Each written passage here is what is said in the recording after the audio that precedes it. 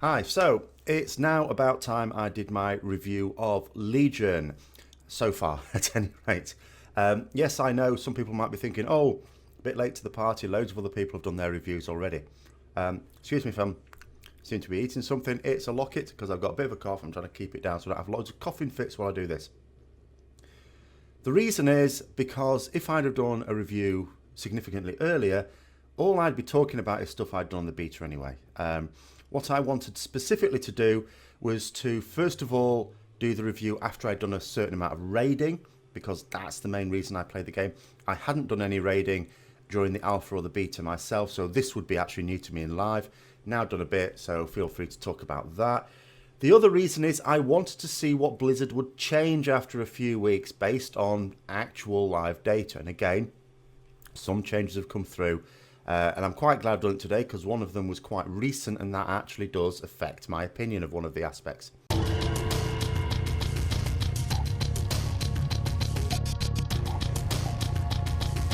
So I'm going to go through a few topics. Now, when you sort of see my face like this on a video, what it basically means is I'm shooting from the hip. I'm sort of YOLOing it. It's not scripted or anything like that. As such, it may go on for a while. I might ramble. I might go off on a tangent. I do a lot of that. If it goes on for too long, you probably won't even see this because what I'll end up doing is split into two parts if it goes to a ridiculously long time. In which case, what I'm doing right now is just talking to myself because this will never see the light of day. I'll have to do new introductions. But if it doesn't, it'll still probably be fairly lengthy. But all I'll say is there's not going to be any important visuals. I'm just basically talking to camera. There might be stuff behind me because I've got the old green screen on, but it'll just be some gameplay. So feel free to listen to it as more of a podcast while you do your own world quests or whatever else you want to do. So, in terms of the first thing is the Legion launch itself. Now, the other thing I should say before I really get started is I am obviously not just going to be talking about it as if Legion is in its own isolated box. I am going to compare it with previous expansions, of course, on various aspects. So in terms of the launch I've already done a video on because it went extremely smoothly. It was surprisingly smooth.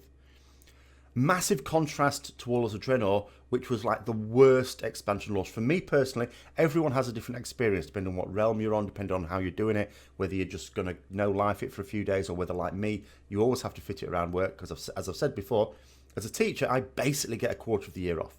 Okay, it's not a quarter of the year off putting my feet up, by the way, before people go, no, teacher's got it easy.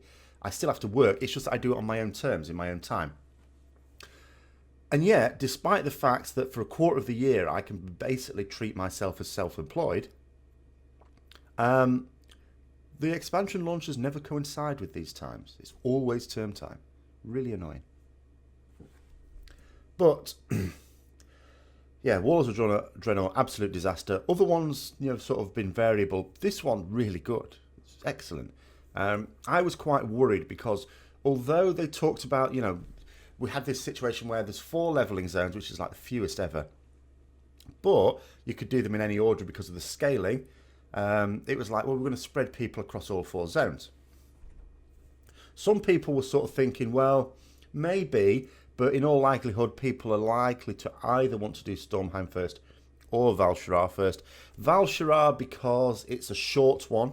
You get one of the pillars of creation without having to do a dungeon quest, so it's straight away getting you a piece of item level 800 gear. And that has an appeal. Stormheim because it starts off with a scenario, so if there's going to be any little issues with lag and stuff like that, maybe people will feel safe in a solo scenario.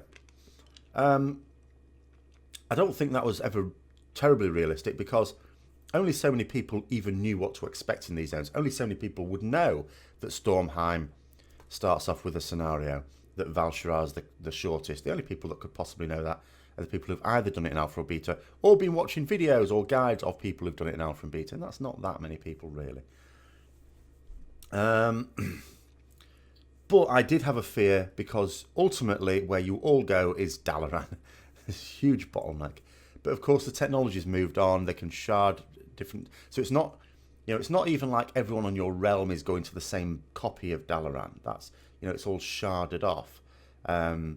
So the technology has massively improved there. And actually, in fact, there was no problems at all until I went to do my artifact quest. But that's a leveling thing. But we might as well move on to that now because that's next. So yes, I went off to do my artifact quest for my Paladin, Retribution Paladin, so the Ashbringer thing. So I went to Light's Hope Chapel. No, I didn't. I first of all went to Uther's Term in Western Plaguelands. And it was absolutely rammed. Rammed with people. So it's back to the old days of chasing after mobs that just aren't there. Someone else has tagged them. But one really good thing about Legion is this idea that potentially you have a multi-tag system whereby, let's say you're going after a mob and someone else gets there first. In previous expansions, sorry, you're out of luck. Used to be the case even with unique quest mobs. In Warlords of Draenor, they did improve it by saying, well, if it's a unique quest mob, someone tags it, you can still get the kill as well as long as you're doing damage to it. That was a big improvement. But I mean, I said at the time when I was just doing Warlords Beta, in fact, that actually that doesn't go far enough. There should be complete multi-tag system. They've sort of brought this in now. It still only works if people in your own faction. So if someone on the opposite faction tags it, you're still out of luck. But it is still a big, big improvement.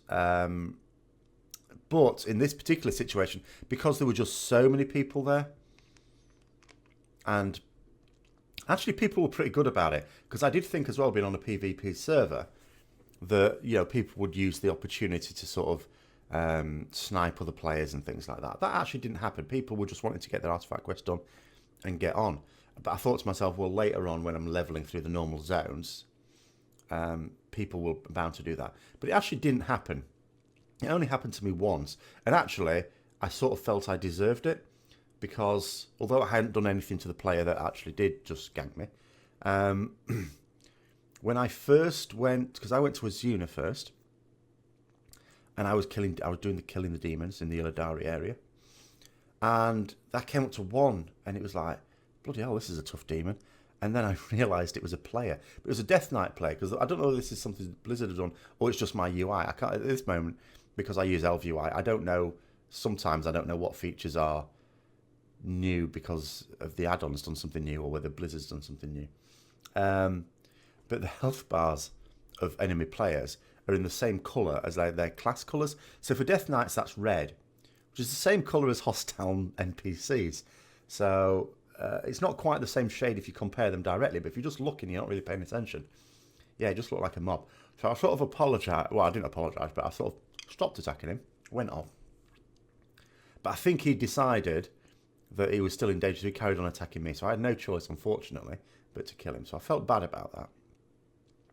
But in terms of general levelling, what I would say is I don't personally think it was as good as Warlords of Draenor, but it was still very, very good. I like they kept some of the features of Warlords. The idea that an item could just randomly upgrade. It's always nice to get a piece of loot and you go, okay, that's an upgrade. Yeah, nice. I'll use that. And then it randomly upgrades to blue or even epic. That's extra nice then, isn't it? The treasures, of course, you know, hunting for treasures and rares. The one thing I miss from Warlords of Draenor, though, was actually finding the followers. I liked getting the followers. I know people had a problem with the loads of followers for your for the garrison missions. So, and I know Blizzard obviously wanted to move away from as many Warlords features as possible. But we have a situation where now, I mean, I haven't experienced this on all classes, and I didn't do all classes on the beta either. But certainly as Paladin, I just basically get my followers. I get most of them in job lots as well, like 2 at a time type thing, for doing one thing. And I think it's still, you know, if they're going to have a situation where they massively scale it down, so you've only got 8 followers altogether, and you can only choose 5 of them, fine, this is all fine. At least let us pick them up as we quest and level, instead of, you know, just doing it as part of some linear campaign, and we get like 2 at a time. It's like a bit, for me, so that was a minus point. And for that reason, because there was nothing extra good in the leveling, other than the scaling, which is a really good feature, for me, Warlords of Draenor leveling was more interesting, but the Legion one is still, I would say, probably second best leveling experience for me. The scaling is really, really good, of course. The fact that you can just, because what's really important, of course, or what for me is really important, is being able to get friendly with all of the zones so that I can then access world quests much more quickly, because I only have to then do it for Nightfall and in Suramar. So the idea that I can just abandon a zone when I choose, not when stuff starts going green and it's not worth it anymore, or, you know, or I'm not in a situation where I want to go to a new zone, but in actual fact the new zone will be just slightly too high level for me. It'll be tough going, and again, still not time efficient. The fact that I just choose and pick and choose and go where I like is really, really good. And the fact that I can go back and do old quests when the when it's the leveling's finished, and I think, oh, I want to finish that quest chain off, so I go back and do it, and that's really good as well. And in fact, it will get even better because of some changes to 7.1 with world quests, in that I'm going to talk about this when I talk about alts, but I'll bring this little bit up now, which is that when patch 7.1 comes out, you don't need the reputation requirement for world quests as long as you've done it on one character. So if you're out, so that basically means, let's say you really like High Mountain, you can, you know, you want to do the main quest chain in High Mountain, but you also want to be a Murloc. Who wouldn't? I love Murlocs, all right? But you also want to go off and do all the other stuff as well. But if you did all that in High Mountain, there's so much to do. You'll go up loads of levels. You'll end up with a zone spare by the time you get level cap. Well, I wouldn't do that at the moment, because that means I then have to do enough of that zone to get friendly, and to also get the dungeon quest at level cap, and you know, it delays me getting world quest. Won't be the case in 7.1, so if I want to do that, I can do that, and you know, I'll feel I'll be able to do that. So it will make the scaling even better, this change. Next one, so once you've done your leveling, then there's the level cap zone itself, Suramar. Now this is semi-unique. The idea that there is a whole zone that you can't get to until you hit level cap. Now people could point out that Warlords of Draenor we had Tanaan Jungle. However, this was not there at launch. It was intended to be there at launch. You can say that the idea came before Legion, but it wasn't actually working, so it wasn't. So, and Suramar, and of course all it was in the end was a load of Apexis dailies, but it could be argued that Tanaan Jungle was intended to be so much more. It's just that by the time it came out, they'd already abandoned Warlords of Draenor as a bad job and just thought, let's not cock it up for Legion. So Suramar, I think what Suramar achieves is, it's, at the moment, I think people associate, excuse me, I can lock it. People associate questing with leveling.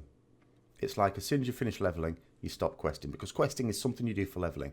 And once you've reached level cap, actually it's about ramming dungeons for gear and then getting into raids or PvP arenas, you know, whatever.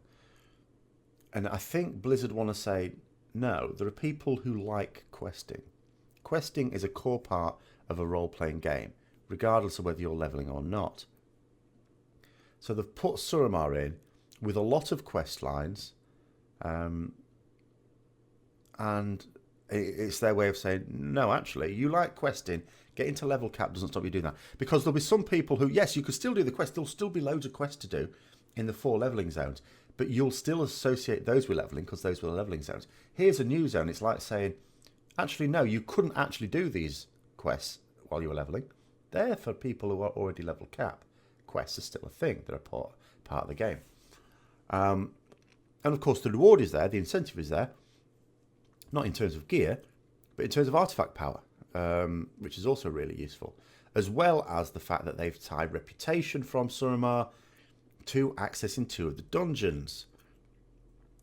Court of Stars and Archway, you need a very high reputation, really, with Nightfallen. Certainly it will take you some effort to get it, unless you're just going to wait around and not care if you don't get it for weeks by doing the world quests and the especially the emissary quests for Kirin Tor and Nightfallen. And also they have a scenario, the Withered Army training scenario, which is it's really enjoyable to a point. I think there's a missed opportunity in that after you've done it a few times and you've got the chests and everything, there are still things to be got. But is there really a big incentive to clear the whole thing and to get better scores and keep more of your Withered alive? Not so much, no. The main benefit, although there are still things you can get from it, mount and stuff like that, the main benefit is getting the reputation, which is capped at 425. You can't get more than 425 rep. And some artifact power. So it's a shame that that wasn't extended a little. I assume it will be as the expansion rumbles along. But it's very, very quick to burn through. So the idea is really good, and I hope it's something that is still in their mind for when the next expansion comes around. I love the Withered Army training scenario, but I have to admit I didn't do it last time it popped up, and because of the time involved. And it's a shame that I'm no longer sort of compelled to do it now that I've sort of got all the chests and got everything, or got most of the stuff from it. World Quest next. World Quests are... there's a few things being said about World Quest. The first is, it is a really good idea because it's something to do with your time. You can't really say, oh, there's nothing to do, because there is. It's the case as well that let's say you do them each day, and you don't have to do them each day. If you do them each day, you only really feel compelled to do 4 of them for the emissary quest. It's still a good idea to do other ones, at least pick off the ones that give artifact power, and if one of them gives an item that's got a decent chance of being an upgrade, because remember, you don't just have to look at the base item, remember it can Titan Forge, then that's, you know, really good as well. So do those, but you certainly don't have to do all of them, but you can if you want. But one criticism that has been levelled at World Quest is there are a lot of them, and it's sort of random which ones you get. Some of them pop up more than others. Some are more enjoyable than others. I actually think one good thing about them is it covers all the different types of doing quests. So some of them I don't like. Some of them are just, I look at them and think, oh, it's such a pain in the arse. And you think to yourself, do I absolutely have to do it? And you sort of go, yeah, I do. And you just mope along and do it and just hope it goes as quickly as possible. I mean, I could go into details. I have managed to shorten it a little bit, or I did for a little while. I don't seem to have done this recently, actually. And because like I needed to maintain my Retribution Paladin, which was obviously my main, but my Demon Hunter is the split raid out, which sort of, I think we're stopping that now. So to make it a little bit more efficient, they're on 2 different accounts, and for a reason, so that I could, at a certain point, just basically do the world quest together. So what I do is I joined up a group. I don't multi-box or anything. It's not as good as that. But I got my Demon Hunter just follow my Paladin. I used to go around, complete the world quest. So we're doing them both at the same time. It's only slightly slower than doing it on one person, on one player at a time. And a hell of a lot quicker than doing it twice separately. You do have to watch out, though. There's the odd world quest where it's not as smooth sailing as you might think. One of the ones I particularly remember is there's the one in Val Shirar where you've got to, the Needlers are riding the backs of the bears and upsetting the bears. And if you kill a Needler, that's fine, it counts for both characters. But if you knock the Needler off the bear, only the player that did that gets the credit, the other one doesn't. So I have to remember that once I've done it on one, I have to switch it around and finish it off on the other one. Or just try and kill Needlers where I can rather than punting them off bears. But by and large, it is just generally quicker. It was also an advantage on the tougher, especially the Wardens Wanted world quest, because my Paladin had reasonable Truth Guard, so reasonable gear for tanking with, better than the Demon Hunter, and so I just soloed those with the Demon Hunter in tow as a useless appendage, but getting the credit for it, which is the important thing. Now, one criticism that has been levelled is that a lot of these world quests are actually just quests you did while you were levelling. Now, this is true. They're not all like that, but a lot of them are like that. But this is not a criticism for me. I don't understand why people are criticising this, because we have to remember what world quests are for. What world quests are for is it's content that is time efficient for Blizzard to produce and allows us things to do each day or every few days, however often we play this thing. It's really, in anything, if ever you develop anything, it doesn't matter what it is. Even in your own job, this will be the case, I'm sure. There's things you do that require a lot of preparation, and there's things you do that don't. If I take teaching, for example, which is what I do as a living, like Friday, the last lesson I did took a lot of preparation. It took me a lot of time to set that up. I don't have the time to do that for every single lesson. But the lesson before it, it's the sort of thing I've done for a few years. I knew what I was doing. I just basically went in with my resources that I'd already been creating over the last few years anyway, and with my own expertise on the subject, and just went in and did it. So there was no real preparation for that. And you have to manage these things. It's a bit like, as well, like, you know, when you plan your own meals through the week, sometimes you have a really nice meal. You might have a steak dinner or something like that. The next night you might have beans on toast. All right, doing these YouTube things. Some of the YouTube videos I do take hours and hours because I've got to script them. And when you do a script as well, you've got to, you know, obviously narrate it from the script. Sometimes you'll fluff your lines. It's fine. You just go again. But that means there's more editing involved because you've got to go through it very carefully and chop out the ums and ahs and the cocked up lines. And then sometimes you might also have to edit visuals very closely together. Sometimes, you know, I look at the timeline of the video, like the classic example would be my main Retribution Paladin guide. It's like loads of little elements to it, all had to be carefully edited, and the scripting itself took a lot of time. Whereas something like this, even though I'm going to have to sort of edit this, I'm hoping I'm not going to have to edit it very much at all. There was one little bit where you won't see it because I finished off the locket. But mostly I'll just keep it all in, rambling and all. It's not scripted. I've sort of prepared some points to go through. That's about it. It's just some bullet points there. So it's just the time it's taking to talk about this. I've thought about it a little bit before. I'm going to have to edit it and put it on. It's the whole thing, the whole process will take like 2-3 hours, which is quite short for a video. So... And it's the same with anything you do. And it's the same here with Blizzard, with World Quest. They can't make the sheer number of World Quests all completely unique because that's taken away from developer time. The idea is they need to put some content in that is time efficient so that they can spend more time on other bits of content. That's just the way it has to be. Because the alternative is Warlords of Draenor, where you try to finely craft each piece of content and then actually realise, you know what, we've got bugger all here. We've got nothing really to show for it because all this content that took us months to prepare, they've all consumed it in 10 minutes flat and then they're going, where's more? Want more, more, more. So they have to do this and it's perfectly sensible. I don't mind it at all. I do not, because you've got to think about it. It doesn't matter that you were doing these quests while you were levelling, because it's a world quest. Even some of the world quests that were made specifically for level cap, and the Kirin Tor ones are a good example, like the Enigma ones. I love the Enigma puzzles. I absolutely love them. They're quite easy now because all you have to do is really, I know some people do a screenshotty thing, which I didn't even think works. It's just, you don't even need to do that. You just sort of count. All you have to do is keep in your head. You do like a 1, 2, 3, 4, 1, 2, 1, 2, 1, 2, 1, 2, 3, something like that. And all you have to do is remember the direction changes. And it's quite good, but I love those. I like those sort of things. Now, I've done loads of those. They were made specifically for level cap, but I've still repeated them. So does it really matter if you did it one time while you were leveling and then got to do it as a world quest? Because it's going to get repeated again anyway. No, it doesn't matter. So I don't think criticism levelled at that is at all fair. The world quest system is a really good system. There's enough, there are enough world quests so that we're not repeating them all the same. I mean, sometimes you get the same one 3 days running. Mostly you don't.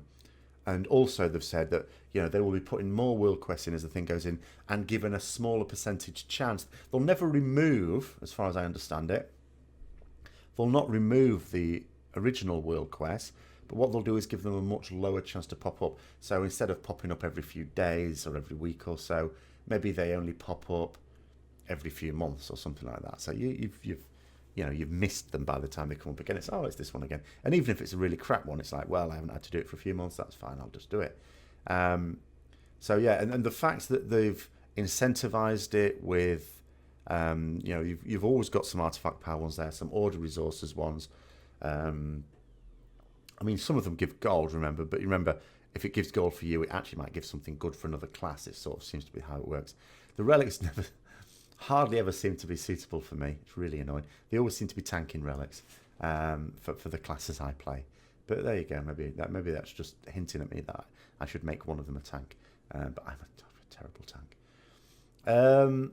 So world quests. And then artifact weapons. Next thing to talk about. Artifact weapons are one of the big things about Legion. And one thing I quite like about Legion, again, comparing it to Warlords of Draenor, is that in Warlords of Draenor there was one big thing, and that was garrisons. Garrisons was the big thing about Legion.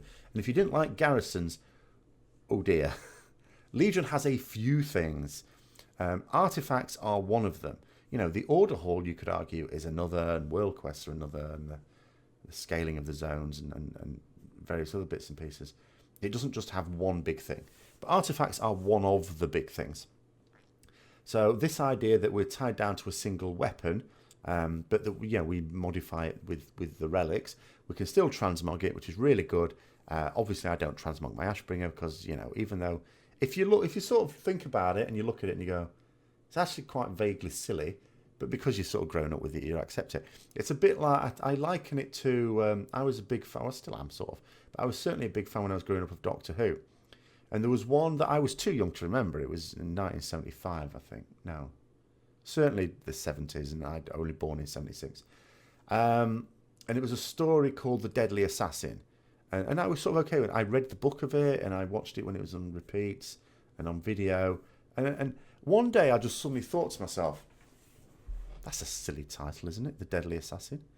You wouldn't be much of an assassin if you weren't deadly. It was a complete tautology. And it's the same thing with the Ashbringer.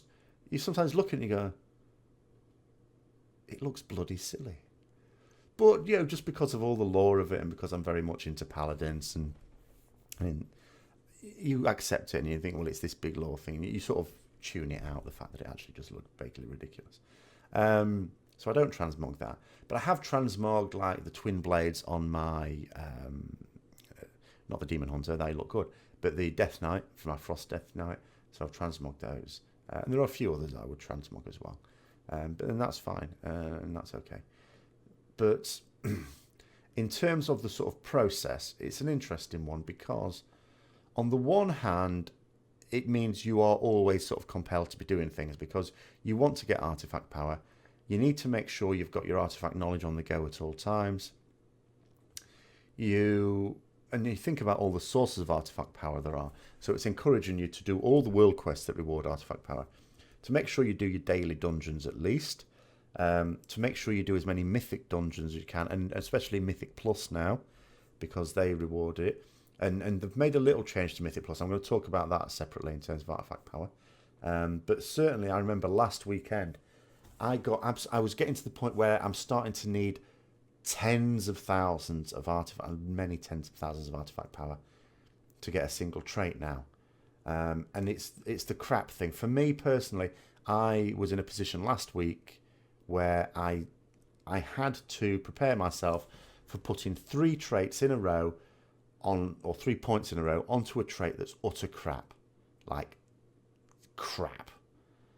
And it's quite heartbreaking to spend days, maybe a week, getting artifact power wherever you can, just to spend it on something that is useless. And I suppose everyone has to do it. I'm in that period now where I've got to do that. And then I did a load of Mythic Pluses last weekend and just got loads of artifact power. Absolutely loads of it. Couldn't believe it. So it went a lot quicker. That helped sort of sugarcoat the pill a little bit.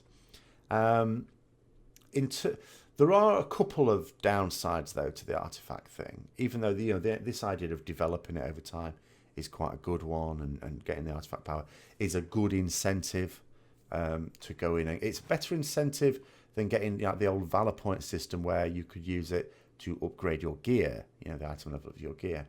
This is better, I think. The downsides are you're restricting particular specs to a type of weapon. So you might have had... I suppose it's one of the case like top-end raiders for any spec will always just use whichever weapon is best. It doesn't matter what type of weapon it is.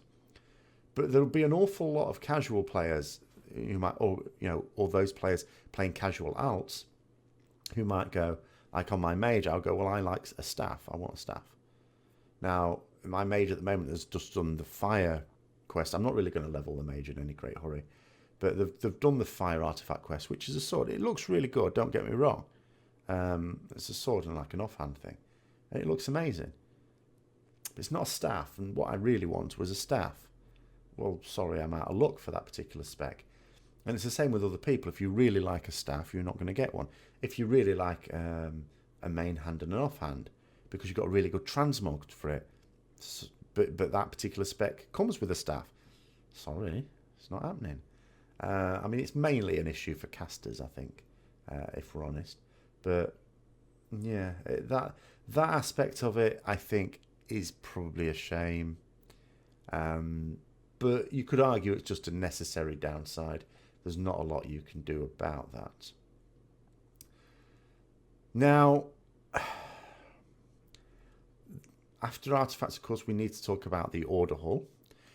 The Order Hall, of course, is a direct follow-on from the Garrison. It's a very much scaled-back version. The Garrison, I was quite positive about Garrisons, and I've remained reasonably positive about Garrisons throughout Warlords of Draenor.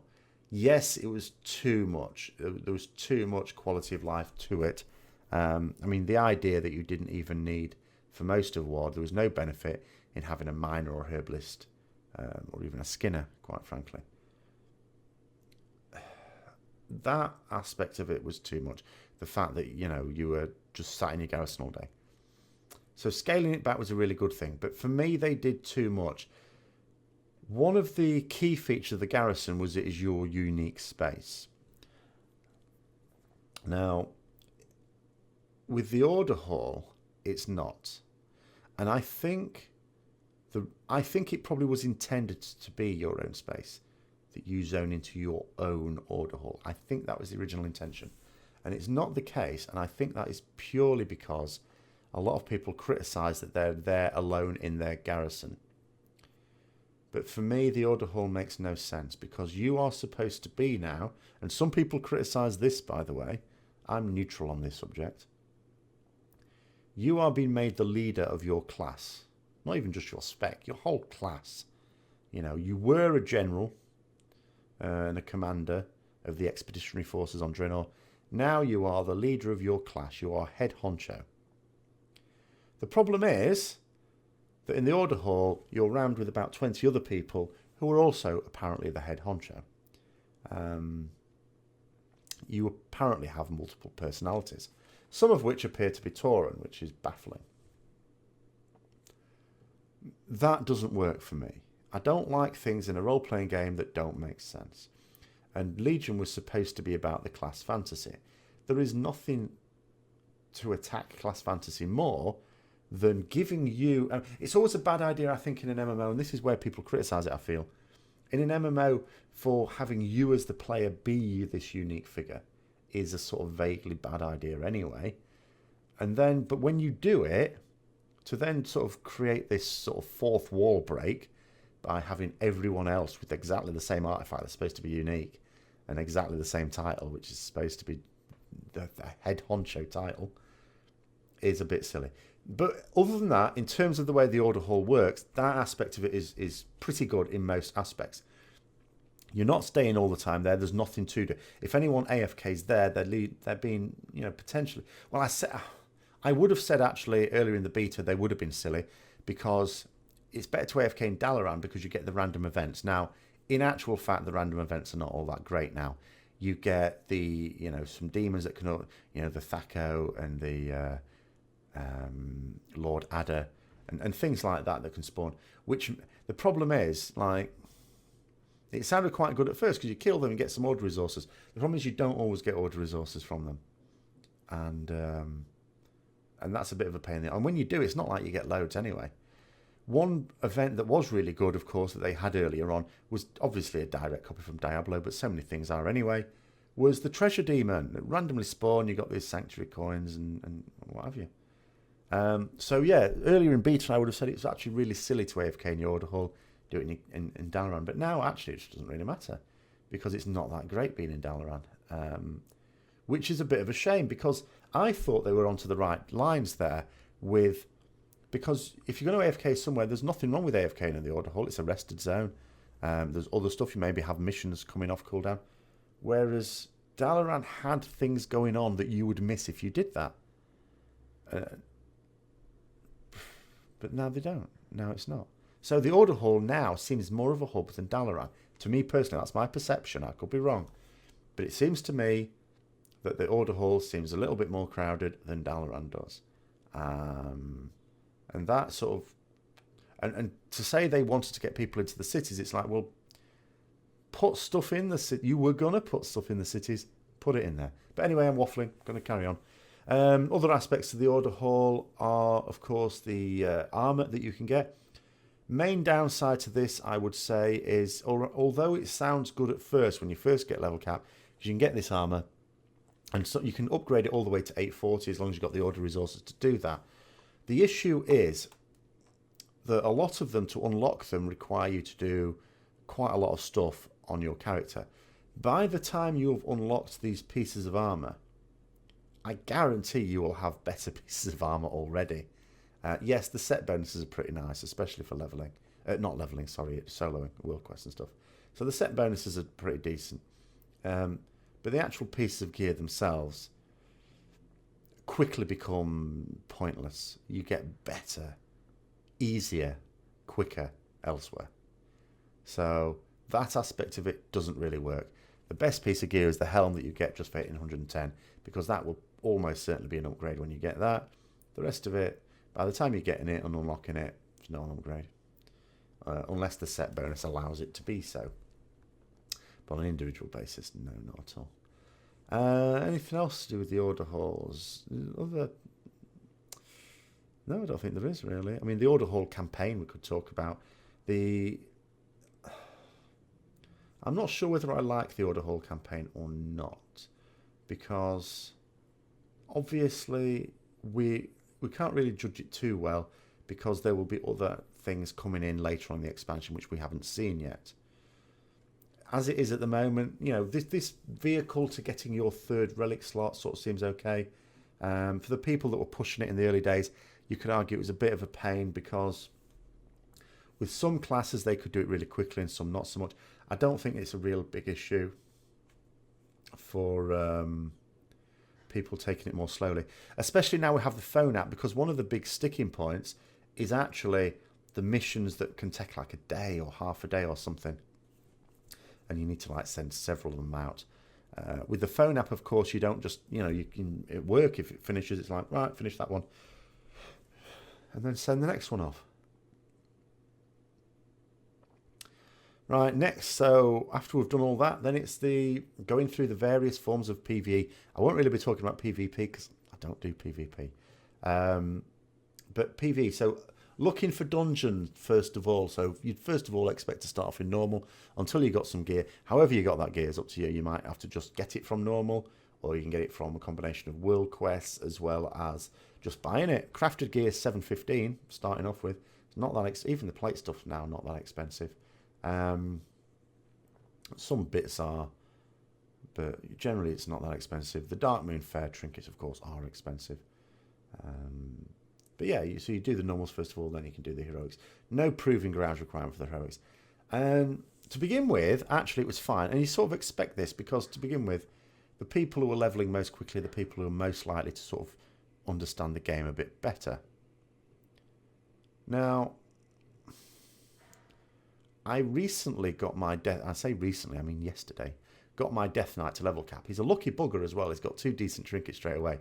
I did the world quest with the gym and instantly got the Arcano Crystal, which, you know, is not necessarily that great. I don't know.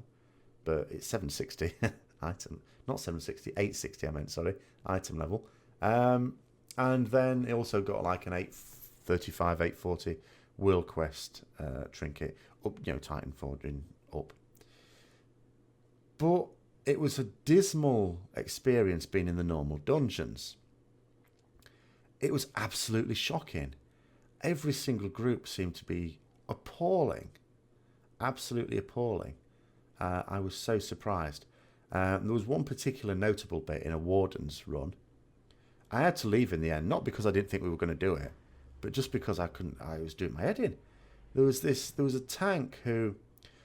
First of all, we got towards the end and he jumped down the lift shaft. It amazes me how many people do that and then register surprise when they die. I understand some people jump down for the hell of it, like a demon hunter might do it, and glide down just to show off. And there's a couple of other classes that can do that. I mean, paladins you can sort of bubble, but it's a bit of a waste because you might actually need that bubble. But he just, I mean, Death Knight's got nothing, unless he had a Goblet Glider, and he didn't. He jumped down the hole, and then died, and then he sounds surprised when he died. It's like, you just jumped down a bloody big hole. And then a bit later on, he tried to bypass some trash. Now, he actually did it wrong, by the way. But he was going on, we ended up wiping very, very badly with spiders. And he was going on, oh, you should have followed me. And I was thinking, well, there's two things. Actually, first of all, the way he jumped down, because I did follow him. The way he jumped down and collected the spiders was completely wrong. We were going to wipe regardless. But the second thing is, first of all, he didn't say anything. We're in a pug here. These people may not have even done a dungeon before, let alone this one. You can't just expect people to randomly just follow you like that, especially when you've left with them with a load of trash behind to finish off. And then the third thing, and I had to say this, was basically, he's saying you should follow me down. And I said, well, why on earth would people follow someone who jumped down a lift shaft and died? It's the sort of thing you get. So as soon as I could get into heroics, I thought, oh God, I just need to get into heroics and I'll be fine. Because I had this vision of it's people just doing their daily heroic like me in my 865 gear and it'll be fine. It'll be a bit disheartening because my overall damage will look lower. But it'll be fine. We'll get through it, no problem. Do a heroic. I don't know whether it matches you. Maybe it matches you to people in roughly the same gear where it can. Maybe that's the thing. Because again, it was other people who actually still all had better gear than me, but not like stupendously good gear. But just again, so awful. I'm thinking, it sort of gave me a bit of an appreciation for actually some of these dungeons probably do have quite challenging mechanics if you're not the sort of player that really gets to understand them properly. Because yeah, it was, and I mean we did it, but oh my God, it was painful. Painful it was. But anyway, but again, oh no, I'm not going to talk about that, actually. Then, of course, once you've done those, then it's Mythic Dungeons is the next step up. Is, of course, we're going to reward better gear. I do like the Mythic Dungeons in this sort of version in a way that I didn't in WoD. And you could say, well, what's the difference? It's just, it's the same as the Heroic Dungeons, only they've tuned stuff up. And it is, and that's perfectly true. But I think the fact that you know you're getting ready for doing them more quickly for the Mythic Plus helps because you're looking for better ways. It's not just about completing it. And it's not just about completing it as quickly as possible for the sake of efficiency. It's directly about, maximising those chests, which have changed a little bit. So the Mythic Dungeons are a pretty good idea. The fact that you've got people doing those, you can't queue up for them, but you've got the group finders. You can sort other groups out. The main downside to them, of course, is that certain classes and roles are better than others. This means that some of them are going to do pretty well and be able to get groups relatively easily, and some are not. And it's a bit of a shame for those, especially if you're having to do that. But then you sort of also see, because this is an issue, and you see this on forums, and people saying how hard it is to get in these groups. I saw one post on a forum, and they were saying you try this, and he's saying, and don't try telling me, make your own group then, because he said he tried that and couldn't get a tank and a healer, and he tried it for several hours. And I can believe that. I can believe that. If you're going to try and create your own group, you preferably want the tank and healer already, because you can sort of imagine a tank and a healer. It's a bit like when they're queuing for a normal dungeon. They don't expect to wait around. It's the same thing here. They're not going to wait around for an hour or two for other people to join. So it is a tricky one. But I think, and one person that replied to this, I think, has to be the only answer to this. Because we can't blame Blizzard for this. They've created this situation. They've allowed us to have a group finder thing. It's all perfectly fine. It's not appropriate to have it as just a normal looking for dungeon. That you have two modes of that, normal and heroic. There's no, for the rest of it, you should actually go out and find your own groups. And the way to do that, and I think a lot of people forget this, the way to do that is to join a guild that has similar interest to you. And I think maybe Blizzard needs to talk more about guilds, because people forget about the guild system and what it's for. The number of times, I still have a character that I haven't joined in the guild I have an alt. I don't know why. But I've not played it very much since I joined this server, actually, even though that was over a year ago now. But you get whispers, oh, do you want to join this guild? It's just random whispers, join this guild, it's going to be great. and lots of people join that guild. But what you need to remember is, if that guild isn't in tune with your own, what you want to do, join a different guild. You know, there's plenty of places to sort of say, look, I'm looking for a guild. This is what I want to do in game. And if it's just dungeons and mythic plus dungeons, I want a guild that's, you know, going to do mythic dungeons and mythic plus dungeons. I'm not bothered about the raiding, but I want to do these dungeons. I want to do these harder dungeons. There must be a guild of people that want someone like me, and we can sort of groups out. And you've got to do that. You've absolutely got to do that. Don't worry if you're, you know, you might end up in a different guild to a friend of yours who might want something different from the game. It doesn't matter. Who cares? You don't need... You've got Battle.net. Talk to each other in Battle.net whispers. You don't need to be in the same guild. So, yeah. So, you have to lose a little bit of sympathy because, yeah, you need to find a guild that's got your own interests at heart. And then on to the Mythic Plus, of course. Now, Mythic Plus, I did mention at the start that there's, you know, I wanted to do this review when some changes had been made. And the reason for that is because there were some of the things that there were going to be at launch. I thought to myself, that's not good. So I wanted to wait to do the review until some changes had been made. And it might well be that some of the changes never came, and some of them have. And Mythic Plus, I think, is one of the ones that has. I absolutely love the Mythic Plus idea, and I've said this ever since they were announced, quite a long time ago now. I'm very positive about them, because it allows... Go back to sort of MOP time and Catalan MOP time, when you had 10 and 25 man raiding as a thing, and they tried to put it on parity. It was a doomed experiment, and it did in fact fail, because you restrict the developers in types of fight. There are other things I think they also do that are very restrictive on design of fights that they don't seem so bothered about. But this one was one having to try and do this, the highest difficulty for two completely different raid sizes. It was never going to work, and it didn't. So, because in some fights it'd be harder on one, and on some fights harder on the other type. Mythic Plus to me was a way of saying, for those people who argued that what I want is to do challenging content, but in a small group. Now, for me, raiding should never be that. The whole concept of raiding is large group. Rah. It's not tiny little, you know, skirmisher group. That's a different thing. That's dungeons. And I don't just mean in this game, in traditional roleplay, that's what that is. This allowed for that. It allows for challenging content. It is challenging because you push yourself to the higher key levels. It is. No one's going to say that's not challenging. It is. And when Karazhan rolls around, even better. I've already mentioned this on the last Friday's WoW Flash, that Karazhan will really cater to those people, because, you know, not only are those encounters look fairly challenging themselves, the actual bosses look very much like they've got more like raid mechanics than dungeon mechanics. I mean, what makes the Mythic Plus difficulties, even though the dungeons do have typical dungeon mechanics, it's not like raid mechanics type stuff, the affixes on your key make them much more challenging, and the fact that they vary each week, again, gets you to have to rethink your strategy. And mostly on the trash. Remember, dungeons are mostly about the trash. Don't just think of the bosses all the time. So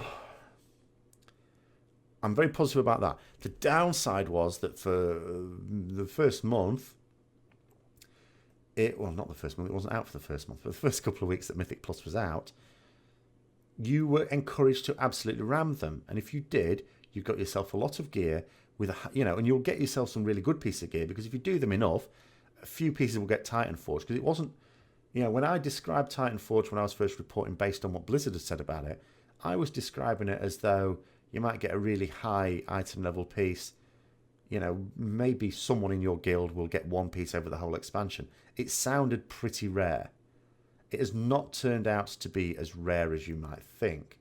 So people have been getting really good pieces of gear. And this, of course, is why the world first race was won so quickly, because unlike in any other expansion in history, the top guilds went into those initial raids with better gear than the raids awarded. So they were killing things and getting gear, and actually they already had I'm not saying every piece was higher item level, but they would have had some pieces. I'm not even just talking about the legendaries. that were higher item level or as high item level. Sounds a bit bizarre, that. So, and you get the amount of artifact power you're going for as well, as I said last weekend. Because the first weekend of Mythic Pluses, or the first week of Mythic Pluses, I got to do hardly any. I couldn't get into groups. Second weekend, found myself getting into more groups. I think just more people were doing them, and got absolute loads of artifact power and loads of gear as well. And I went up quite a lot of item, or several item levels. But now not so much, because they've changed Mythic Plus, and I think this is a much better thing, because I don't think that we should be encouraged to completely ram them. I think they need to make sure that there is enough of incentive. So it's absolutely right, it awards gear and good gear as well. There needs to be an incentive for those people who want to be in the cozy little group and do challenging content, for it to be worth their while. But at the same time, if people are more into raiding, we don't want to be encouraged to have to do a load of these as well. In fact, there was a time when we were thinking, and maybe it was the case, and the jury's still out on which definitely was the better option, that instead of doing split runs, you might be better off just doing Mythic Plus dungeons. Now, in the event, you could argue either way, but in the event, what actually ended up happening, because people were never quite sure, is you ended up doing split runs, or a lot of people did, do split runs, and try and do loads of Mythic Plus as well. To the point where it was shattered. This weekend, I got home from work this Friday, and I just thought, I'm shattered. And I was thinking, looking ahead towards another weekend of doing Mythic Pluses, because of course I need to do them to gear up, and thinking, oh my God, I just can't do this. I'm knackered. But it's not the case now. They've sort of changed a few things. You're not going to get the sheer amount of gear. So there's no longer the impetus just to do loads of boost groups with people with, rank 2, 3, and 4 keys and stuff like that. You're better off just getting your high level 1, get your level 10 done for the piece of gear it awards in the chest the following week. And maybe you pick up the odd upgrade on the way, and maybe you get some reasonable artifact power, but there's no point in spamming them. So this weekend, you haven't got loads of people spamming them. I did a few yesterday. I've got a level 2 keystone that I need to do today, or at some point before the reset. So I'll get that done as well at some point, probably today. And then that, maybe that'll be it. If other people need help, obviously join when I'm free. But I'm not feeling so rushed on it now, and that's a good thing. But at the same time, if you're one of these people for whom that's going to be your main challenge, they haven't changed anything to stop you still feeling that. It's still going to award decent gear. You're just not going to get as much of it. But then that's fine, because why should you get better gear from dungeons than you're going to get from raids? That is a bit silly. I don't mind it being close to it, or on a par with it if you do it enough. But yeah, incentivizing people to do both a lot is... Anyway, next on Legendaries. Legendaries, bad system, terrible system. Even though I now have one, and even though I now have a good one. But that just emphasizes how terrible a system it is. So it's a terrible system, and it was terribly implemented as well, which is two bad things, really. First of all, this concept that you can get these pieces. If you look at your list of legendaries, you will see absolutely one that you go, I want that one. And you look at some other legendaries and you'll go, well, at least it's higher item level, stats, yeah. And then you'll some other legendaries that you might look at them and go, do you know what? If I got that legendary, I wouldn't even wear it. And that's literally true. You might look at a legendary like the Cephas's Secret, whatever the hell it's called, this shitty little PvP ring. I don't know whether it's any good for... Does it even work in PvP? I don't even know if it works. I suppose it would work in World PvP. I don't know if it works in, I suspect it doesn't work in arenas. I don't know about Battlegrounds. Maybe Battlegrounds are not rated Battlegrounds. I don't know. I don't know about PvP. But for PvE, you wouldn't... The sort of legendary effect, so to speak, maybe has niche use, but for most cases not going to be useful. And if the stats aren't good, well, especially on a ring, you're not going to use it. Crap. Be a downgrade to use it on something that's 40 item levels lower. So, but this system that, and there's lots of ways to get it. So again, that also encourages you to do lots of Mythic Pluses and stuff as well, because chance of getting a legendary. It's another chance of getting a legendary. And then the difference between not getting one and getting one. The people who got one early on had a bloody good chance of getting a second, because there was some fault in it whereby the bad luck protection, which I'm still not convinced is entirely in there, meant that if you got one legendary, you had an extremely high chance of getting a second, and that wasn't supposed to work that way. And obviously, once this was fixed and dealt with, Blizzard couldn't take away second legendaries from people because some of those people might have got one anyway.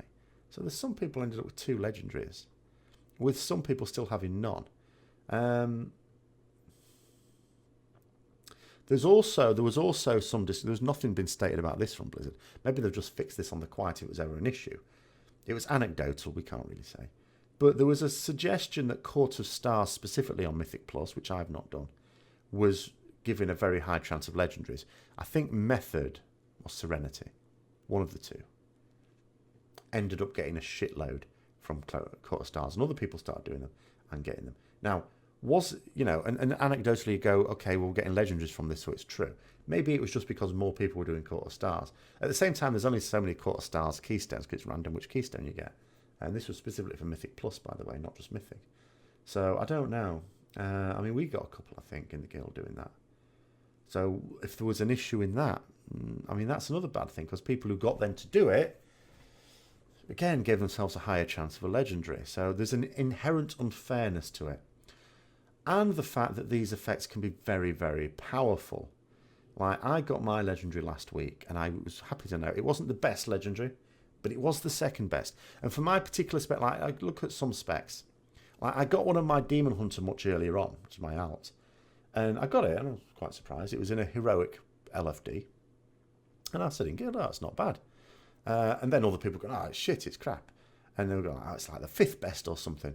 And I thought to myself, well, yes, but it still improves my damage a little bit. It's not as good as some of the others, but the fact that it can be used, it has a useful proc. Not on all fights, admittedly, which is why it's not the greatest.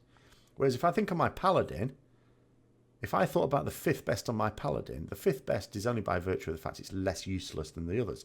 There are only 2 good ones for DPS purposes for my Retribution Paladin. There's one other that's an interesting one, but more of a defensive, really.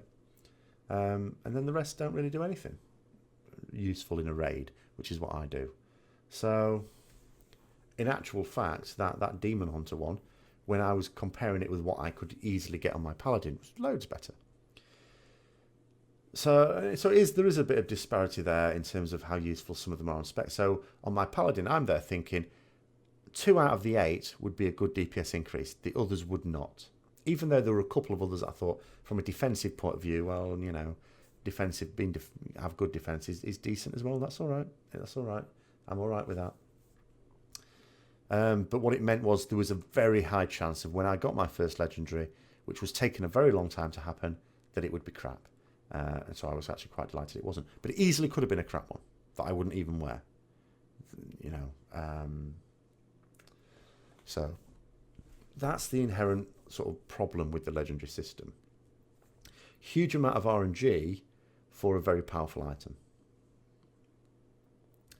Raiding. The raiding is always good. It's very difficult to compare because raiding is always pretty good. I am in 2 minds with the Emerald Nightmare raiding as to exactly what I think about it. On the one hand, because obviously the first guild to kill it all, Exorcist, the Russian guild, they did it in less than a day, as in less than 24 hours. That's pretty quick. And there's loads cleared it now. It's quite a lot. It will not be that long before there's 100 guilds cleared it all. Whew. Now, I am in 2 minds about that. On the one hand, I'm quite negative about it because when you have progression that is that quick, there's 2 downsides to it. First of all, it means that you're spending more time farming than progressing on a raid. Now, the top-end raiders will be quite pleased about that because they have to take off time for work and stuff like that to be able to do the race anyway, so they're probably quite pleased because it's quite hectic and probably not all that pleasant unless you meet your expectations. But even for others, and the problem is, and it doesn't matter whether you're a top guild or much lower down, way lower down perhaps even, the fact that it's this quick means if you have a bad night, it's very, very costly. I'll give you a real example, and this concerns the Il'gynoth fight in particular. The Il'gynoth fight, they've done something really bad, in my view. Really bad. The Il'gynoth encounter, for anyone who's done it, there's two distinct phases. There's a phase outside the boss where you've got to kill tentacles and stuff like that, and the boss itself is in like this structure, organic structure, behind an eye. You've got to kill the eye to get that to deflate or go away, whatever. And you kill it by exploding blobs underneath it. Each blob you explode does a certain amount of damage to it, or the 4 or 5% depending. It sort of keeps changing. And then once you've done that, you ideally make sure all the ads are nice and tightly polished off. You go inside and you've got a certain amount of time to do damage to the boss. There's other mechanics to deal with in there, like bombs and stuff you have to move around. But essentially, you've got to ram as much DPS as you can. Then, before the timer runs out, because otherwise you'll be trapped in there and just die, you have to escape back out and do the first phase again. Okay? And then go back in. You keep doing, well, you can't keep doing that, because if you need a third time, I think it'll just end up destroying you. But realistically, you do it in 2 goes. For Mythic, it was possible with class stacking to get all the very high burst DPS specs, all the ones who could burst stupid amounts of damage in about 40, 45 seconds, something like that, certainly in under a minute. You took them. You just made sure you controlled the first phase, got in, burst it down. It wasn't easy. Wasn't an easy DPS check to make. And of course, the people who would have benefited would be the ones who did a lot of Mythic Pluses and managed to get decent gear, because you want good gear for it, preferably a smaller roster as well, so that you could, or lots of split runs, so you could funnel the gear as much as possible. Now, we were doing that, and we got like a 1% wipe the day before the current reset. Didn't quite make it. If we had, we'd have got that 5 out of 7. Yes, we'd have still had to do, because they've changed it now, they made it more difficult, because they didn't want it being one-phased, in what they call one phase. In other words, you kill the boss with just 1 go instead of 2. So they've changed it now, so you can't realistically do that. There will come a point when you can, but that'll be when you've got stupid amounts of gear. Nighthold will be out at that time and all the rest of it. So, but at the moment you can't. And yes, if we'd have got that kill, we'd done 5, we'd have still had to reprogress the more difficult version, but we'd have still had that 5 out of 7. So for the race, that was still better. And we'd have had the gear from it. But the fact that we didn't, and that's all it means, is one bad night. One night where you don't quite meet your aims can cost you in the race. Because it's not, world first is not everyone's goal. But people who are doing progress raiding still want to be as high as possible. Even if you're only just inside the top 1,000 or top 5,000, it doesn't really matter. You still want to be as high as possible. And the fact that you're expected to clear the whole thing much more quickly means you can't really afford a bad night. It's going to cost you. So from that point of view, I'm quite negative about the raiding. However, I am quite positive about the raiding, because what's caused that is this gearing issue. It's not the fights itself, I would argue. Some people would. That's different opinions. I think the fights are varied enough. They're not necessarily unique fights. If we were to point at any particular mechanic, they've sort of all been there before, but it's quite hard now. The game is now, it's getting on for what, 12 years? Is it 12? I think it might actually be 12 years old in terms of Europe, because it was released in Europe in 2005. I think in America it was released towards the end of 2004. So it's about 12. It must be quite hard to come up with genuinely new mechanics. And sometimes when they try, they make a right ass. Like Dark Animus is always one I say. Okay, some people like Dark Animus. I hate it. It was a crap system. But you could see it was an attempt to come up with a completely unique fight. And sometimes it just falls flat. Even though some people will come back at me in the comments and go, no, Dark Animus was a brilliant fight, what are you on about? But I like the fights, they're varied. I'm less keen on the fact that Nathendra, which you have to do first, there's no way about it, is not the easiest boss. I think first bosses, I don't mind first bosses being DPS checks. Like Ursok for me would have been a better fight, because it's mechanically quite straightforward, but it's basically just a DPS check. So have you got the gear for it? That would have been a better one. But yeah, Nathendra, no. For me, no. That shouldn't have been the first one. But apart from that, as I say, I'm quite positive about the facts. I quite like them. The other main negative, and it sounds like there's more negatives than positives, and my overall feeling is reasonably positive. It's just that there are some negative things you have to, and you always take longer to discuss negative things, I feel, because you need to explain them. When you're positive about something, it's like, well, I just like it. It's subjective. End of discussion. Whereas when you don't like something, you sort of feel you have to justify it. You can't really say, I don't like it just because. So the other negative thing, I think, would be the fact that the most difficult boss in that instance is Cenarius, not Xavius. In fact, it could be argued that Xavius isn't even the second hardest boss. I mean, I haven't done it on Mythic yet. I haven't done Cenarius on Mythic. But going by what other people who have said is, as soon as you've killed Cenarius, you've basically just racing through Xavius. It's not really very different to Heroic. You expect end of instance bosses to either have an extra phase in Mythic, which is preferable, by the way, or that they have extra mechanics within the standard phases. This should, or that you have to deal with the mechanics in a different way because they've changed enough. Something has to be significantly different about the way you go about doing the fight. Otherwise, it's not really good enough for Mythic. And Xavius is not at all good enough for Mythic. So that's, we haven't done it yet. But when we do, I'm sure it will be disappointing. Just because everyone else who has done it has been disappointed. So, next one, last few, class fantasy. So, class fantasy has been a big issue here. I'm not going to go on, I could go on this for another hour, but I'm not going to. But what I will say is that I don't agree with this idea that class fantasy can just wave away any criticisms. There were plenty of criticisms about various classes and specs throughout the alpha and beta process. And Blizzard, of course, have to accept this. I know they've spent a lot of time and put a lot of their heart and soul into crafting this game, and trying their best to do a really good job.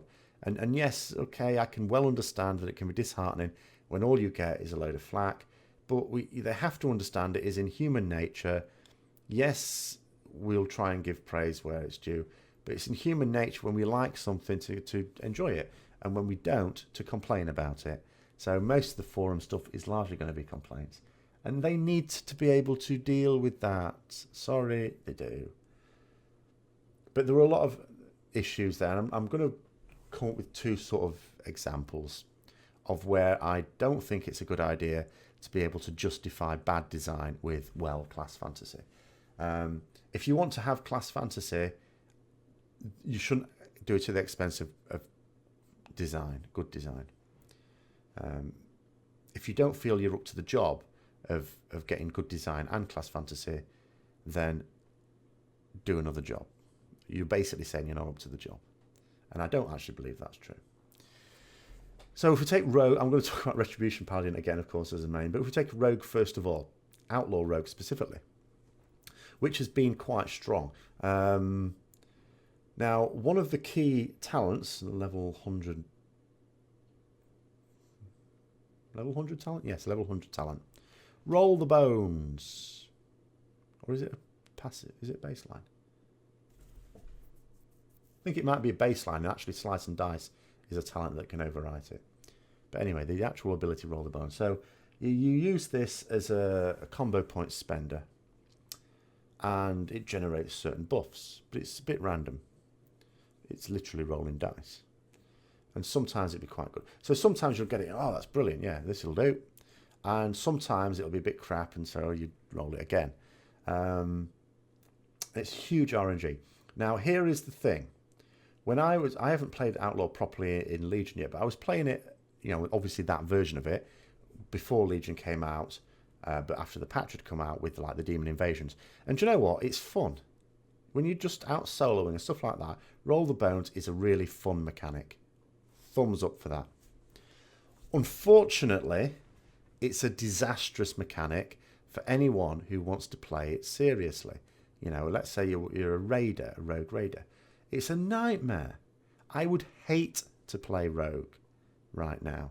or if Outlaw is the way to go. If Assassination starts sneaking ahead like it looks like maybe it will, then that's a different thing. But then, what if you've just loaded all your stuff into Outlaw, and now you sat thinking, well, Assassination would have been a better way to go, but the Assassination daggers are a bit crap. They've got crap relics in them, and I haven't spent any artifact power on them. And that is a downside to pure DPS classes, by the way, when Blizzard will make changes, because they've buffed and nerfed various abilities in the last few weeks for various classes. And it could easily be the case that what looked like being an exceptionally strong class, or spec, I should say spec is more important, a few weeks ago, now doesn't look so good anymore, and you wish you'd gone for another. But you're 5 weeks into developing one artifact, and although you could have done two a lot, I mean, let's say you'd have thought, well, if Outlaw does fall away, it's probably going to be Subtlety that goes ahead, and you put it into Subtlety instead, and left your Assassination daggers in the dust. Well, now you're thinking, oh, shit. So, yeah, it's one of these things, roll the bones, massive amount of fun to do, nightmare if you are playing seriously. And I have massive sympathy for rogues, especially as I only have limited sympathy, but I have more than I usually do. Because, of course, if you've got people who don't really identify, I identify very strongly with the archetype of Retribution Paladin. So I'm stuck playing that just because of my own biases. But other people are not so much. And they maybe play rogue or mage or warlock or something like that because they're always strong. They're always desirable. And mages still are. The other two have not done so well. And then if I come to Retribution Paladin now, there's a number of things I could talk about here. A lot of people have said there's some quite bad design choices that have been waved away in the class fantasy. But the one I will pick on is Greater Blessings. So this is the idea that in most cases the Greater Blessings base is Greater Blessing of Might. So you put this on 3 players. You can put it on yourself or you can put it on others. And you can put 3 of them out as long as it's all on different players. And what it means is that player, when they do damage, there's a 30% chance... No, what am I on about? 10% chance, to do 30% extra damage as holy damage. So what it works out at is an extra, 3% of their damage on average. And it counts for the Paladin. Now, here is an issue. They probably thought, oh, this is great class fantasy. I would say not. But they would. The problem with this is it's different to Roll the Bones. It's not one of these things that's fun on a casual level and a nightmare on a serious level. It's actually the opposite. No one knows how to use it. Well, not no one. Players who try and find out about their spec, know about it. The vast majority of players don't actually know what these Greater Blessings do. And the evidence for this is the fact that every time and I did this yesterday as well, that I have come in a random dungeon across a Retribution Paladin, not a single one, not one, has ever used their Greater Blessings properly. None of them. They don't understand them. Why would you put a mechanic in that people just don't understand? And if it's that complicated to understand, then you shouldn't have it in. Because what you should be doing with this, in a dungeon, you put it on the top 3 DPS. Now, if one of the tanks ends up doing more DPS than one of the DPS, then you put it on them instead. But you put it on the 3 people who are going to do the most damage. I mean, I was in one where I was doing 3 times the damage of this Retribution Paladin. It was my Demon Hunter. I was very well geared and, of course, on trash. This was before the nerfs, so I was doing stupid AoE damage. Didn't put it on me. Do you know what he did? He put Blessing of Wisdom and Kings on the tank. What the hell was that about? So there's another one. They've done it from the point of view of class fantasy, but 90% of the players don't actually know how to use this ability, and are either not using it at all or using it wrong. That's not a good design decision. And I'm sorry, I think design has to come ahead of everything. Yes, it's a role-playing game, and I am very positive about class fantasy. I want to see that my class makes sense, right? And I want to see that my spec makes sense. But without good design, nothing makes sense. Nothing at all. And to suggest that there ever has to be a competition between design and class fantasy and that one of them has to trump the other is ridiculous. They should work in tandem with each other. They should actually be completely aligned. They should never act against each other. And when they do, you're doing something wrong as a designer. And I'm sorry, that's just all there is to it. Last couple of bits. So, Alts, next one. Now, my main issue with this is, first of all, This is the most alt unfriendly expansion there has ever been. Now, this is not a criticism, but I need to explain it. The reason I say that is because when you level an alt, what have you got to do? If you want to really develop that alt, by the way, this is what you've got to do. Or let's put what you had to do in the past, shall we say. Start off with that, because that's easier. So in WoD, what would you have to do? You'd want to get it, obviously you get doing dungeons, get yourself geared up. You'd want to do the challenge mode dungeon every day, just one for the 840 gear, 640 gear it was at the time. Okay, and that was it. And then you'd want to get into a pug like normal or heroic mode dungeon raid. High all to begin with, and then so on and so on. If you didn't have access to a guild that did that, you'd do LFR. That was it. You could do that on several characters if you had a lot of time. So what do you have to do that's different in Legion? Well, you still have to do all those same things. You still need to do daily dungeons. If we replace that challenge mode dungeon with a mythic dungeon, because that's the same thing, okay, you don't have to do it every day. You can store up and do several on one day or something like that. But you still want to be getting those done.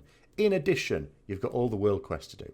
If you're going to use that out to do professions, you've got all the professions to do. And a lot of it is very grindy to get the ranks. You've got to do it a lot to get those ranks.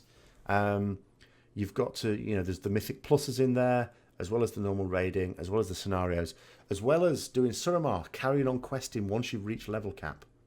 Massive amount of time invested there. Not realistic to do that on lots of characters unless you do nothing but play this game. Like, that is your life. Playing this game is your complete life. That's the only way to do it. Now, I said it's not a criticism, and the reason for that is this. There are two things that make it alt unfriendly.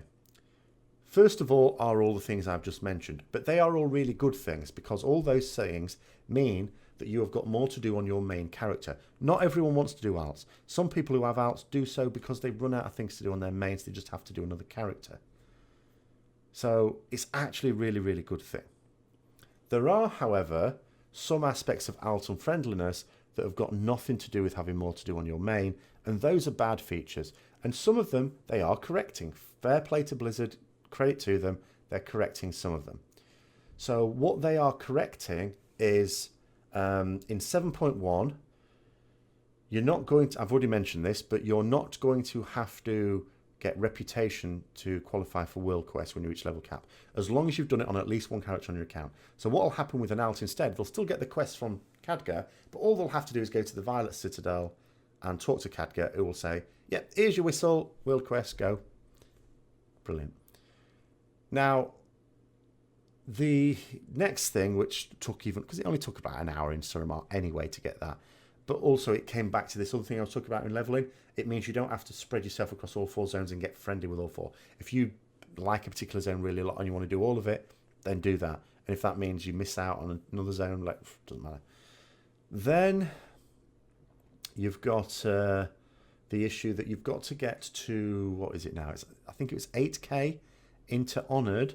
Yes, you're Honoured, and then another 8k of rep, I think it was, towards Revered, to be able to get the quest line, which was also quite tricky, to unlock Artway and Court of Stars.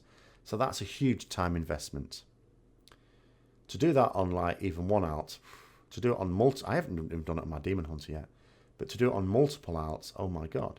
But in 7.1, as long as you've done it on one character, and I've only done it on one character so far, it's unlocked for all of them.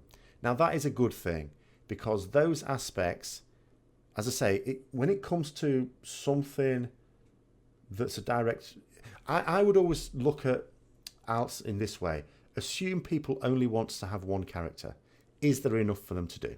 If the answer is yes, and by doing that, you make it more difficult to keep alts up, that's fine. Perfectly good design decision. However, if you then think, okay, what, these aspects of alt, are we getting alts to have to repeat stuff that they've done on their main unnecessarily? If the answer is yes to that, well, that's bad, you should correct it. And it looks like they are doing. It looks like they agree on that one. But my main criticism of the alt-friendly, unfriendly thing is simply that, and the reason I sometimes go on about it a bit is because Blizzard stated that Legion is the most alt-friendly expansion. And it's not. It's the most alt-unfriendly expansion. But I don't mind it being alt-unfriendly, because it means we've got more to do on our mains.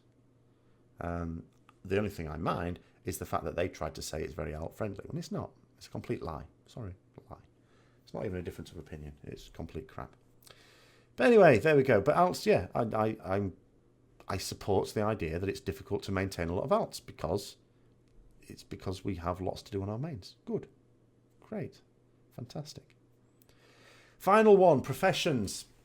So leads very much on from alts because the first reason I ever had alts in the first place was for trade monkeys, basically, people to provide my professions. Professions are done pretty well in Legion, I would say. On balance, done pretty well. I had someone ask me early on in Legion, just randomly whisper me, I think someone from the channel, and they tracked me down, hunted me down, and asked what professions are best for Retribution Paladin. And I basically said, it doesn't matter. It makes no difference. I might have been slightly wrong there. But there's nothing specifically for Retribution Paladin. But what I would now say is maybe some of the best professions would be... I am an enchanter. I would still strongly support enchanting as a profession because all of the enchanting materials will, for quite a while, I think, remain quite expensive. They will get cheaper, but they will still always be reasonably expensive, or for a very long time. Maybe towards the end of Legion, maybe not so much. So the fact that you can disenchant your unused gear, and when you do like Mythic Pluses and stuff like that, you end up with a fair few epics that other people can't, or just gear that other people can't use in your group, or you can't trade or whatever. And so you disenchanting it is a lot better than vending it, and it certainly is at the moment. So that's always useful. But the other one I would actually say is herbalism, and the reason is because potions and flasks cost an absolute bomb. Because herbalism is quite a tricky process. You have to invest a lot of time into it to get the high ranks, and of course you need the high ranks to be able to get the good yields when you do go around herbing. So the price of herbs, which has come down still, and it's also variable. Like some people, I'll give a bit of advice. This is what I do. The best time is round about. I'm doing this like Sunday afternoon. Round about nowish, like at the weekends, it tends to be a bit cheaper. Round about when it's raid time, that's when it's most expensive. Shock horror. If you try and buy stuff just before a raid, that's when it's most expensive. Don't do that. Do it in the middle of the weekend, off-peak times, when people are just wanting to get the thing sold. That's when it'll be cheapest. And a lot cheaper as well.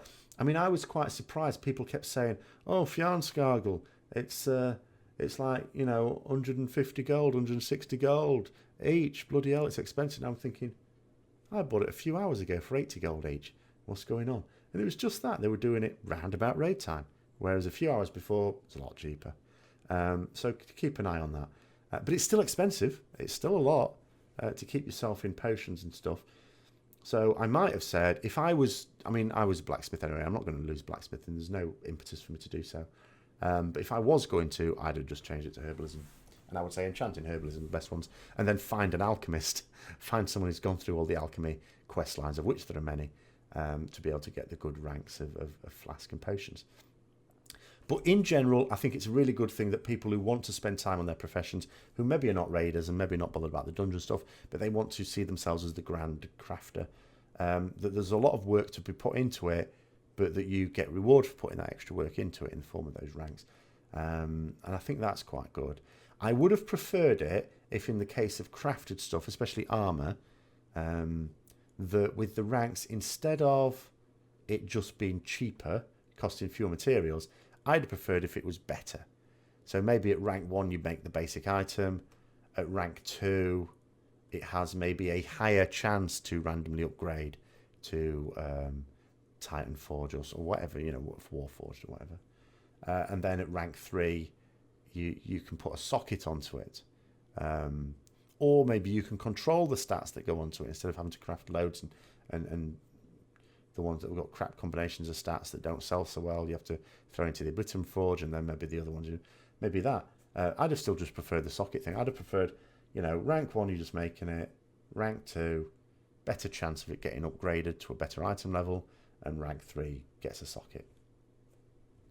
That would have been better for me. But that's my opinion. That's just my opinion. That's how I liked it. But anyway, that's my review of Legion so far. Overall, I would say generally very positive. It couldn't actually be a negative review following on from WoD. But I think even thinking back to previous expansions, I'm still very positive about Legion. I think it's a really good expansion. I don't like to compare it directly to too many of the earlier expansions like TBC and Wrath, because it's different times, they have to do different things, and what works at one time doesn't work at another. And some of the features that we've got in now wouldn't necessarily have worked then, and some of the features that were really good then don't work now. But for its time, I think, in a time when MMOs are under a little bit of threat, they're sort of seen as an old style game, and I think this could allow for a bit of a resurgence, certainly into World of Warcraft and maybe into the MMO genre in general, just to show it can be done. And all I hope is that they don't take the foot off the gas. I hope that we never get to a situation where, because obviously they're developing the next expansion in tandem, we never get to a situation where they say, right, we need to take development off Legion to focus more on the new expansion. I hope they're able to keep their focus very much on Legion and have the other team focusing on the other expansion, and that we never get into the situation that we've had in the past few expansions with that dead time at the end. But so far it's looking pretty good. We just have to, there's always that note of caution, because the last few expansions have all been front loaded with content. We don't know that that's not going to be the case here. I'm personally just reasonably confident that that's not going to be the case, but we just have to be sure, because a lot of the design things that they talk about, not all, you think about BlizzCon, all the things they say at BlizzCon and the things they'll say at this BlizzCon, not all of the things they say will come true. Like some of the things they said about Legion at last BlizzCon haven't actually made it to the final thing. They've changed their mind. The same thing may happen.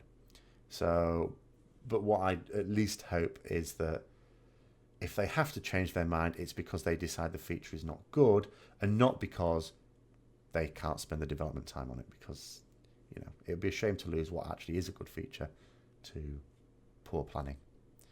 But overall, very positive. I hope it is for you as well. I'm going to finish it off now. It's just about short enough to put this out in one go. Sorry it's been so long, but there you go. That is my review of the first, 5 or so weeks, 5 and a bit weeks of Legion. So I hope you're having a good time with it in yourself, and I hope you enjoyed this. If you did, don't forget to like, comment, subscribe and share if you actually got this far. And until next time, with a much shorter video, I'll see you later.